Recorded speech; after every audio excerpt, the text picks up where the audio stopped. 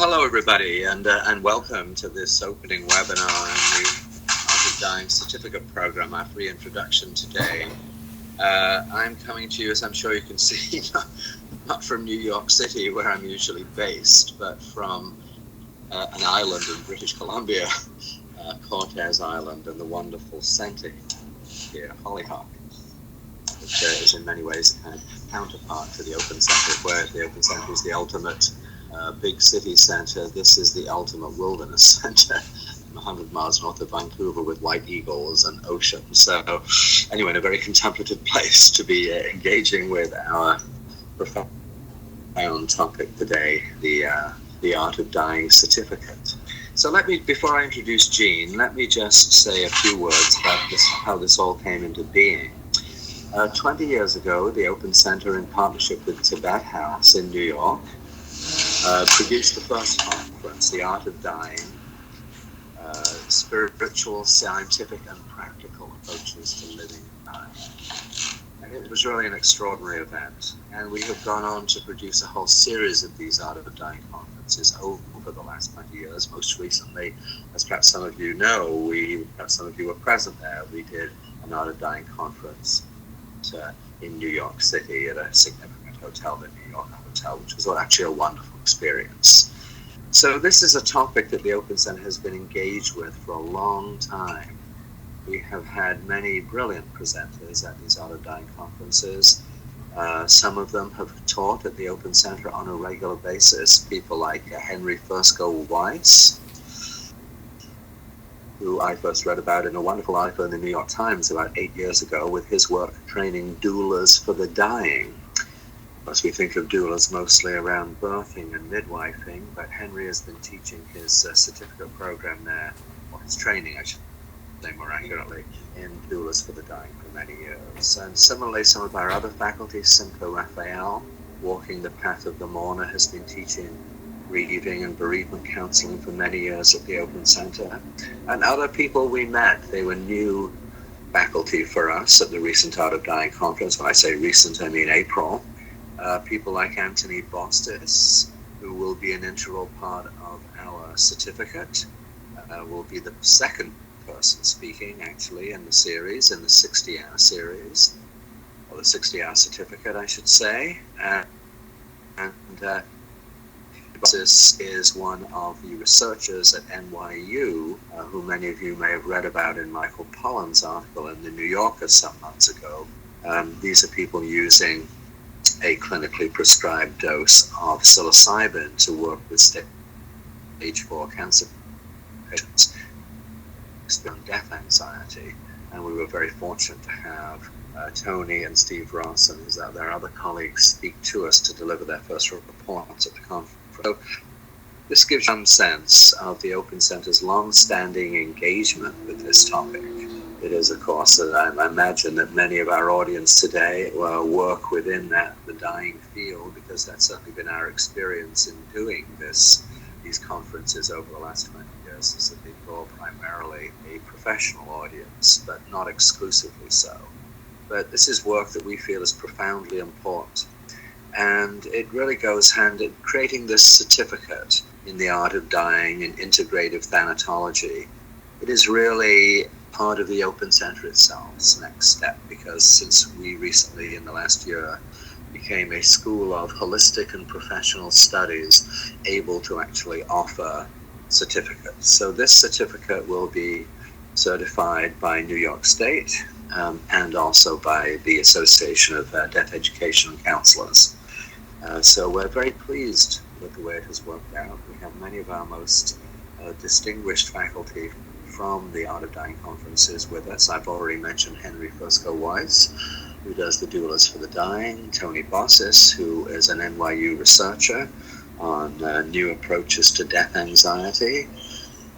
Rachel Naomi Remen, I'm sure will be familiar to many of us. She was with us for the first 2 or 3 Art of Dying conferences. Of course, she's a New York Times best-selling author with her kitchen table wisdom, and has been involved in Commonweal out in the Bay Area doing really impeccable work, as well as teaching at various universities in the San Francisco area.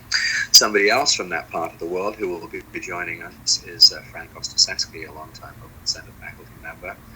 Frank is one of the founders of the San Francisco Zen Hospice, and he created his own center, the Metta Institute, in the Bay Area, which is it's really wonderful work in terms of what you would say compassionate presence, just being with the dying, wise presence in being with the dying, as Frank calls it. We also are going to deal with some practical matters in the certificate. Amy Cunningham, who has been honored as one of the top 9 most creative funeral directors in America. She's a green funeral director. She will be teaching about all of the new dynamics that are emerging in the practical matters pertaining to burial in terms of a green approach, making funerals more creative, more participatory, and I think all of this work is really looking towards returning the sacred to the experience of death. It has been so medicalized, so hospitalized, with so many of our presenters really working to bring that more holistic perspective to it all. Let me also mention 1 or 2 other people. We will also have Leslie Blackhall with us, who's been at every one of the Art of Dying conferences. Leslie is the head of the University of Virginia Hospice down in Charlottesville, Virginia, and is a longtime friend of Robert Thurman, who with Tibet House co-sponsored many of our early events around the Art of Dying. So she, even though she is a medical doctor and the head of the University of Virginia Hospice, she's a long-time practitioner of Tibetan Buddhism who has taught with the Dalai Lama, I think, on a number of occasions. So I think that is most of the participants in our certificate. You know, the goal of as we say in the brochure, today there's a clear call to understand and work with death and dying in new and more open ways. It does seem that our culture is emerging from this taboo around discussing death in an open way. We notice even in the 20 years since we began doing this work on the Art of Dying, we've noticed how it's much more prevalent today. 20 years ago, this even hospice was relatively innovative, whereas I'm seeing more and more articles in newspapers, more and more television shows, etc. It seems like our culture is coming to terms with this. And so our goal in this Art of Dying work is not just to encourage people in an impeccable, sensitive, and compassionate bedside presence, although that is important, but to investigate the whole nature of death itself. Of course, that's why we're interested in Tibetan perspective. It's why we're interested in the work that Tony Bossis is doing at NYU. Well, engaging with the whole question of death itself, as well as with dying. So really unique program.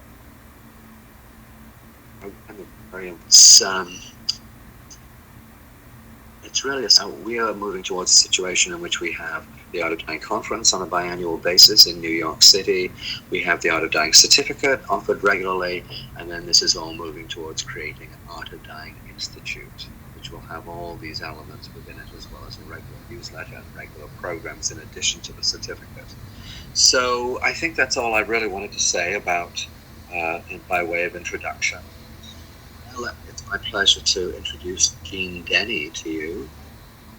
Jeanne Denney has been very helpful to the Open Center in creating this and in working with us really ever since the last Art of Dying. Well, I met Jeanne a few years ago at our previous Art of Dying conferences, and she's been a great aid to us in pulling this all together. She's somebody with a long-standing attunement to this profound topic.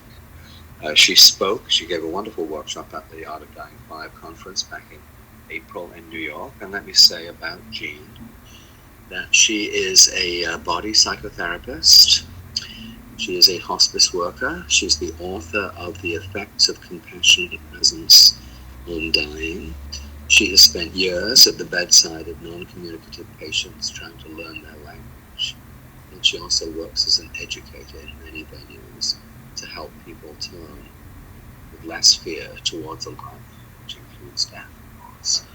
So we're really very grateful to have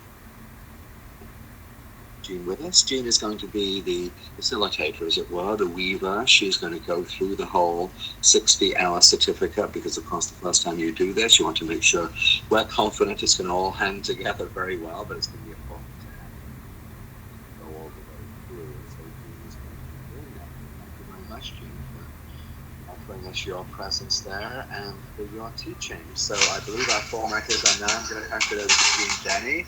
She's going to speak about a few of these matters, and then I think we're going to open it up to questions, question and answer. Or you may want to take questions as you're proceeding, Jeanne. And we should say to our participants that if anybody wants to pose a question, they simply need to click on the upraised hand icon on their screen. But if anybody does do that, perhaps they can just how would they let us know, Pete? They can simply click on the raised hand icon and let Pete know, and he can switch the. Do you want to explain that a bit, because Pete? Because I think Jeanne is interested in questions as she goes. Yeah, it would be great. I do have some presentation to give. I thought I'd share a little bit today about a few things, but we will have questions at the end. But if you're feeling it's really urgent, I like to have a conversational style during these webinars if you feel courageous to do it. So, Pete, you want to tell people how to do that? Sure. So there's just a button shaped like a raised hand. It's right above the chat panel, or right below the names of the presenters. And if you click that, I can then let Jeanne know and unmute you, and then we'll get you into conversation. Okay, great.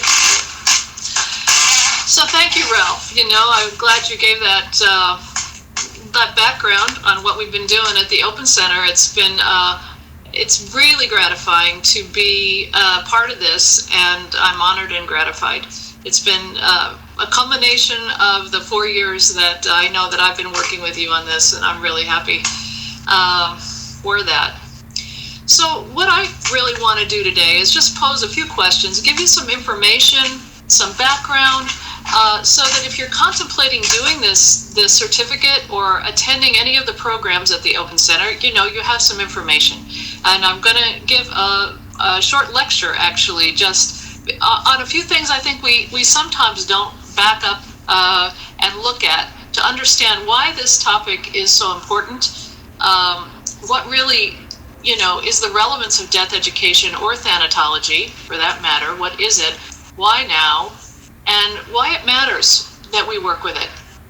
I'd like to talk a little bit about what is integrative thanatology. This is a term I think Ralph came up with that we're working with, and it's great because it brings in other elements and approaches that I think the Open Center is trying to bring to this field that are actually new and creative, and hopefully will be helping to set some new directions in this work and give people a place to work with questions that often don't get worked with.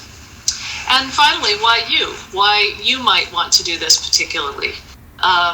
If we have time, I'll tell you a little bit about some of my own stories, my own journey with working with death and dying, and how profoundly it's affected me and people I've worked with. And then we'll open for some questions.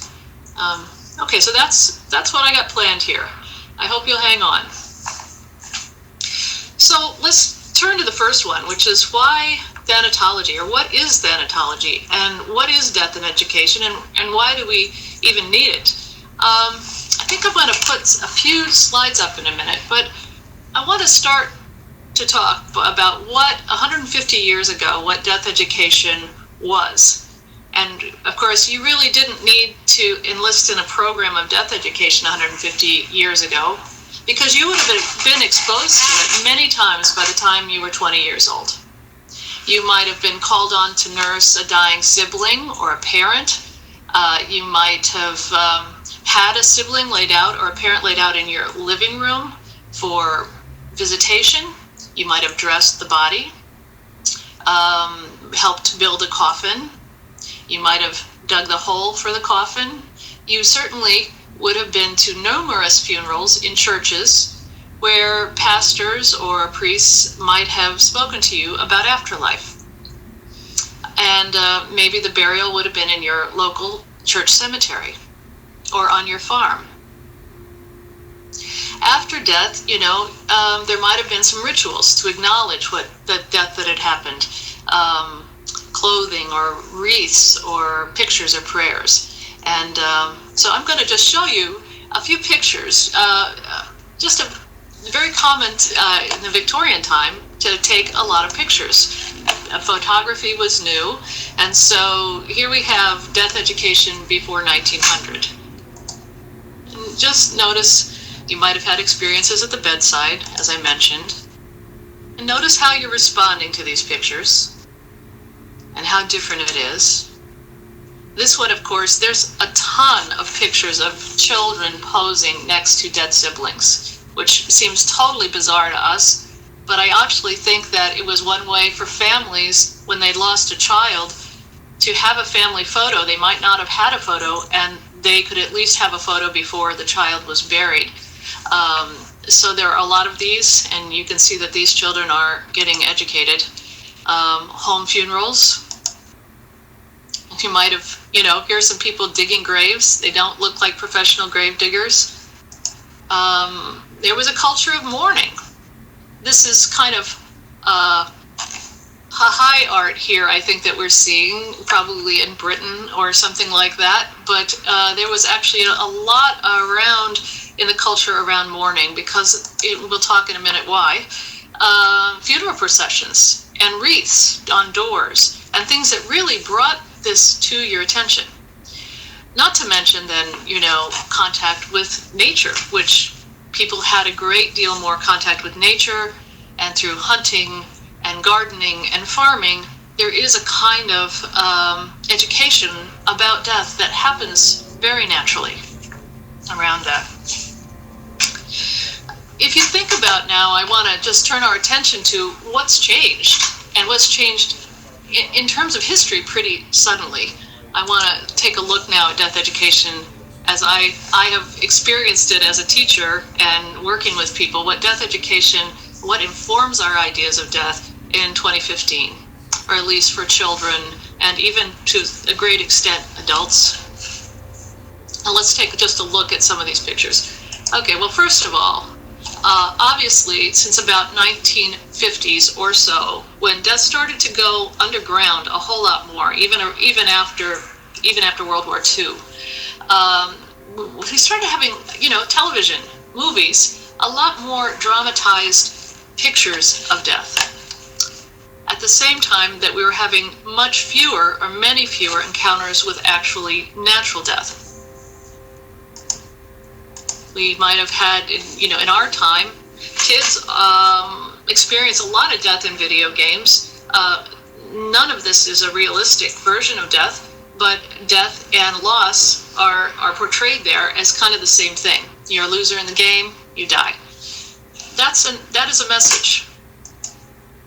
Here, of course, since the images that came through in the Vietnam War, since the 70s, we've had increasingly more hyper-realistic, dramatic, violent deaths in news and other images online, grief images that are really hard to cope with. I mean, I had a hard time even I tried to pick some kind of, standard ones, that we might see, but these are images of great anguish and trauma that are usually not processed at all.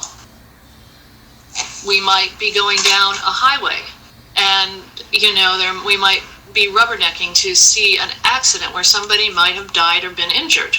That might be about as close as a death comes to most of us in our ordinary lives. Here's how many people now have education from experience with their personal deaths. The hospital death, the ICU, and the cremated remains. I should have put a picture here of remains being, released into water or own mountains and so on, because this now is one of our rituals around dying. But I wonder if we could just sit for a minute with how different this is for people that are young people, especially people growing up and learning about what dying is. It's at arm's length. And more, both the aging process and the dying process have been removed from sight. That means that, we don't know much about what an actual death is, or what a typical death is. Very often, when I had students coming into my class in their 20s, they had either had a death in their life that they couldn't make sense of or were struggling with, or they simply thought it was trauma, that the course was going to be about trauma.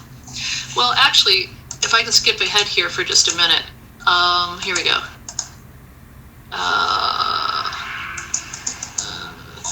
Deaths, let me just see here. Deaths by traumatic means are actually a pretty small percentage. Most of us, well, I guess we would hope, are going to die probably by a disease process. And it's going to take some time. And it's not going to be sudden, dramatic, bloody. It's going to be a process we're going to go through if we're over, say, 30 years old. So there's these, the death education we have seen is largely not related to what actually happens to us, in a natural way. Fortunately, many of us also have animals and pets that die, it's not fortunate that they die, but in a way, they are some of the great educators that we have now, is that people really do go through the dying process with animals, or we see animals dying. We might bury animals, so we have some more personal context for understanding death and dying through pet and animal death, actually. So they're some of our real teachers, fortunately. So why this big change? I'm just going to put a few graphs up because they're just interesting. You can see just in terms of the population, the kinds of things that people were dying from back in 1900 were things like TB, influenza, pneumonia, things that we pretty much have under control now, and how cardiovascular diseases and cancers, neoplasms, malignant cancers have gone up as the most common forms of death over a certain age, like 30, 40. So you can see that some of this happens for that reason. And I'm going to just show you one more graph here, which just shows how death and dying has changed over time from even the 1500s.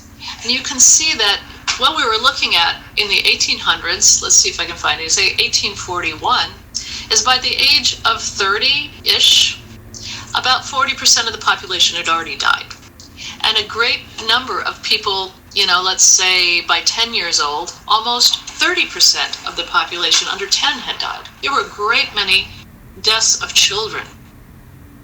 So automatically, children are nested in families. And people in their productive years, the 30s and 40s, are nested in families. So families had a great deal more to do with this process. And what we've done since World War II is pretty much take death out of the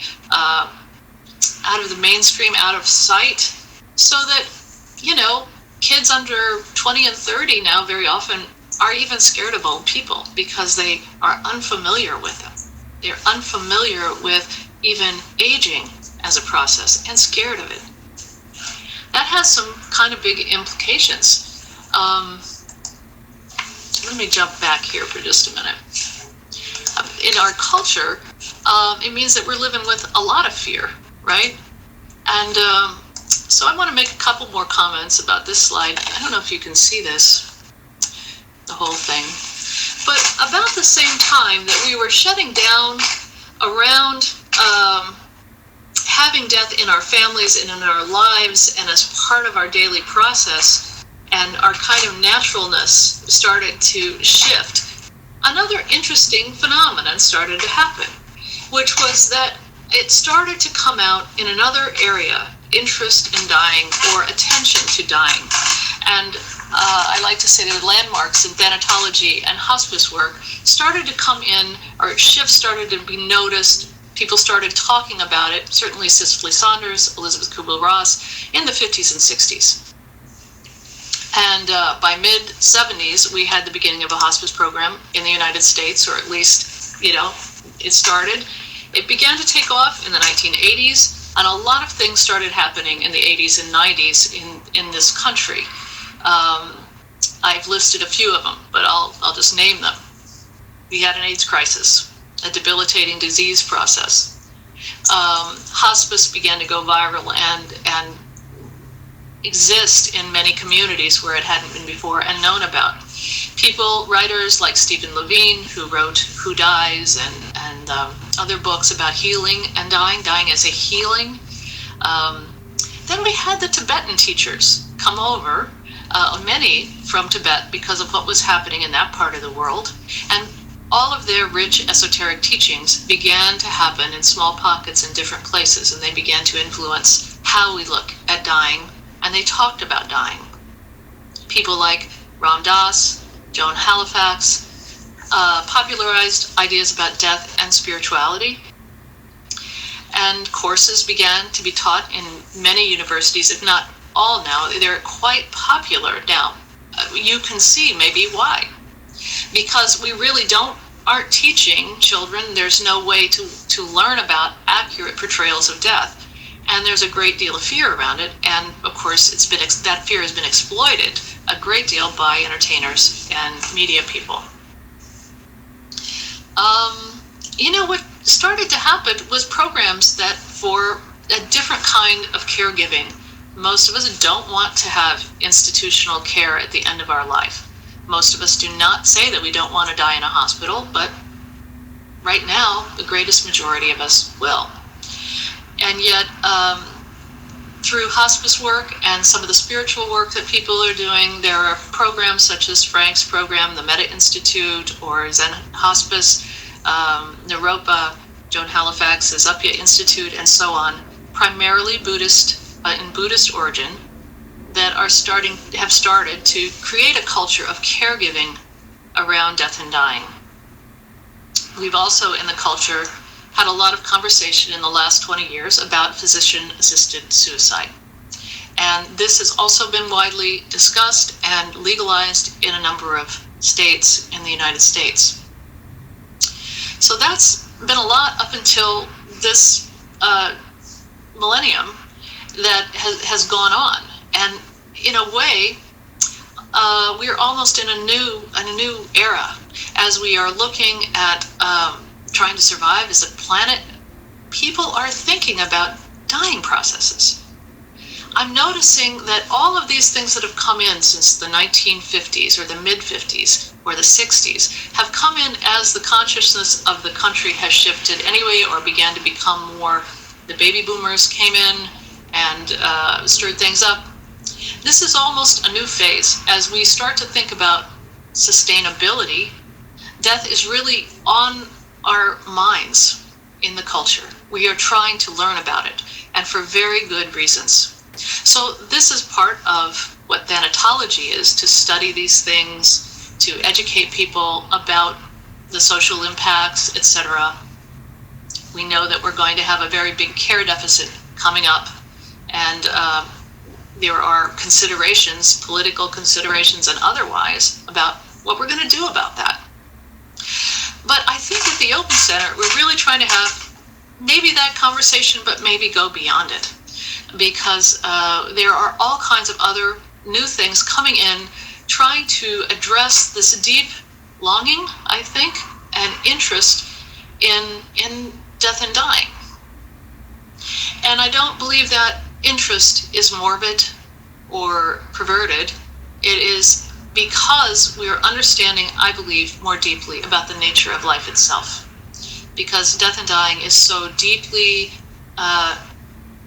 embedded in our life force itself that we really can't be vital and alive without some contact with it or a right understanding of it.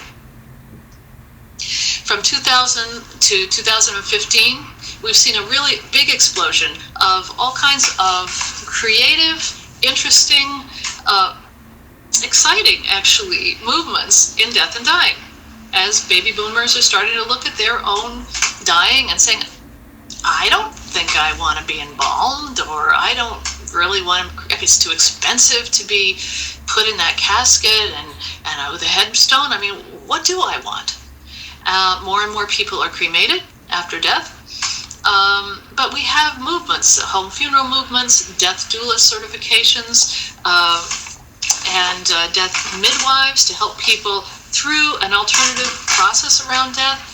So we really have an alternative death movement and education movement going on.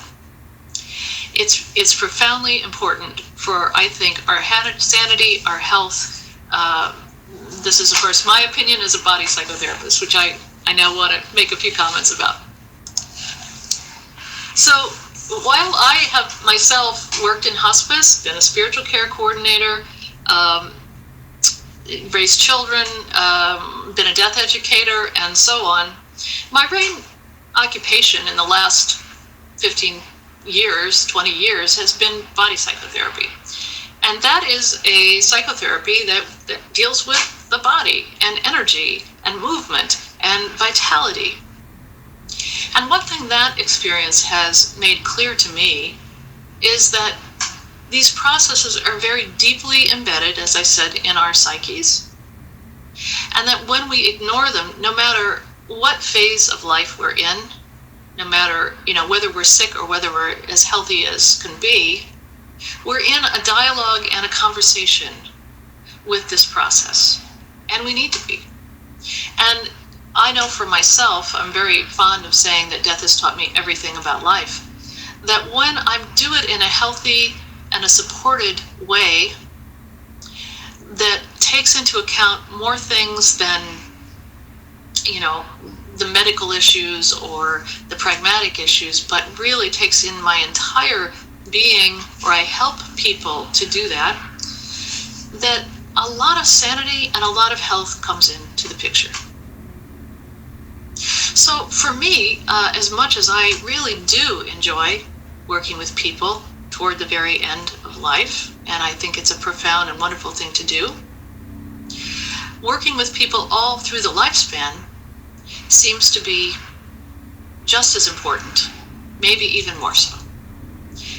And I'll tell you why. As a hospice caregiver, I would often, as many of you, some of you may be caregivers of different kinds, social workers, work with end-of-life nurses, etc. I was often encountering situations in which people were so unprepared for the existential questions around death and dying that it was something like trying to help a third grader, prepare for a calculus test. It really couldn't be done in the time they had, during which time everyone might be in a lot of panic, crisis, shock. This is partly a result of the fact that we have separated it from our lives, that we are so shocked when we haven't gone through a process together to understand, this too is my fate, and there is a process here, and I can learn about it, and I can learn about who I am, maybe even beyond this body. So trying to help people on that boundary, when in the culture itself there was not much experience, integration,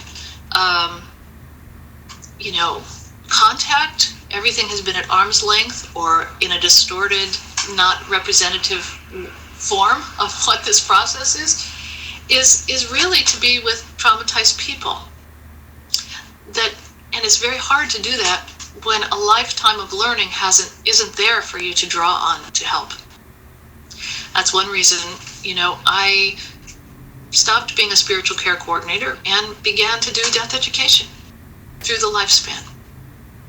Not only that, at almost any age, I've seen that when even 20-year-olds who have taken through many processes of thinking about their own mortality, that they are deeply seeking it. They need the information in order for them to be whole. Many wisdom cultures throughout history have used death and dying, or some kind of education, exposure, contact with death, understanding about death, to initiate younger people into adulthood. And what I've seen in my classes is very often that's what happened when they began. The sense of pride and adulthood that came into them upon realizing they really could think about their own mortality was quite remarkable. So that's something about why we're talking about death, what thanatology is, studying these kinds of questions. And I think I want to talk a minute about why integrative thanatology, why holistic thanatology. And to do that, I guess I've said a little bit about that in talking about how hard it is when we split ourselves off from a dying process to actually have the death we might want. When we haven't thought about it or dealt with it. That's one reason. It's one split to deal with. But there are others. There are a lot of pieces that are left out of our current understanding of death, or our current experience of death, when we're kind of treated as an object, or we are treated as a medical specimen. And I think that bringing some other aspects of care into the process has been certainly a goal of hospice over these years. But I think that we are also looking at taking it further, and taking it further into helping people grieve, and helping us understand how to be with a body after death, or how to be with people as they are dying. And those are some of the pieces I think we're trying to integrate. Integrative, the word integration means to bring things together that are split off, and to make things whole, So I find many things in our current death system to be split, life from death, for example. I don't really see that life and death are oppositional. They can't be, really. We couldn't be alive without dying processes. Professionals from patients. Professionals feeling they must act as if they are the immortal ones, not allowing themselves to be touched by the humanity that they're engaging with. Obviously, I've talked about truth from distortion, and spiritual and psychological care from physical care. Mind from body. Splitting off death from our sight. All of these are integrations that I at least hope we are going to be working toward in the Open Centers program. And we will be kind of forming that together where this goes. One more thing I'd like to say before I bring in your questions and maybe have a more open conversation is about the effect of not being so in touch with our own mortality as caregivers. I feel really strongly about what it is to have a more integrated approach as a person that's involved with people who might be dying, which would be all of us, really. And maybe I could just give an example from my own experience. I've been, I think it was about 15 years ago, I left a career in engineering to,